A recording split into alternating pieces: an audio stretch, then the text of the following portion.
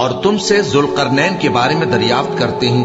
کہہ دو کہ میں اس کا کسی قدر حال تمہیں پڑھ کر سناتا ہوں۔ ہم نے اس کو زمین میں بڑا اقتدار دیا تھا اور ہر طرح کا سامان اس کو عطا کیا تھا، تو اس نے ایک سفر کا سامان کیا، یہاں تک کہ جب سورج کے غروب ہونے کی جگہ پہنچا تو اسے ایسا پایا کہ ایک کیچڑ والے چشمے میں ڈوب رہا ہے، اور اس چشمے کے پاس ایک قوم دیکھی۔ ہم نے کہا ذوالقرنین،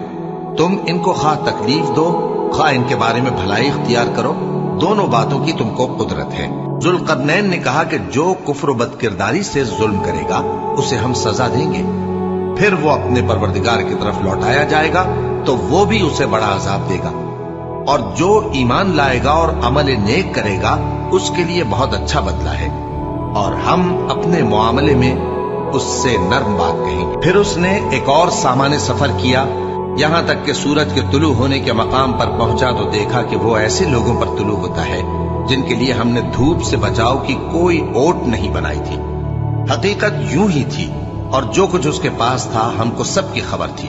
پھر اس نے ایک اور سفر کا سامان کیا، یہاں تک کہ دو اونچے سیدھے پہاڑوں کے درمیان پہنچا تو دیکھا کہ ان کے اس طرف کچھ لوگ ہیں کہ بات کو سمجھ نہیں سکتے۔ ان لوگوں نے کہا کہ اے ذوالقرنین، یاجوج اور ماجوج اس علاقے میں فساد کرتے رہتے ہیں، بھلا ہم آپ کے لیے خرچ کا انتظام کر دیں کہ آپ ہمارے اور ان کے درمیان ایک دیوار کھینچ دیں۔ ذوالقرنین نے کہا کہ خرچ کا جو مقدور اللہ نے مجھے بخشا ہے وہ بہت اچھا ہے، تم مجھے قوت بازو سے مدد دو، میں تمہارے اور ان کے درمیان ایک مضبوط رکاوٹ بنا دوں گا۔ تم لوہے کے بڑے بڑے تختے میرے پاس لاؤ۔ چنانچہ کام جاری کر دیا گیا، یہاں تک کہ جب اس نے دونوں پہاڑوں کے درمیان کا حصہ برابر کر دیا اور کہا کہ اب اسے دھوکو،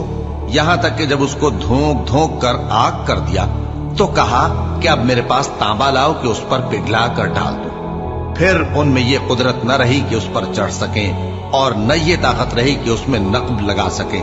بولا کہ یہ میرے پروردگار کی مہربانی ہے، پھر جب میرے پروردگار کا وعدہ آ پہنچے گا تو اس کو ڈھا کر ہموار کر دے گا، اور میرے پروردگار کا وعدہ سچا ہے۔ اس روز ہم ان کو چھوڑ دیں گے کہ روئے زمین پر پھیل کر ایک دوسرے میں گھس جائیں گے، اور سور پھونکا جائے گا تو ہم سب کو جمع کر لیں گے، اور اس روز ہم جہنم کو کافروں کے سامنے لائیں گے۔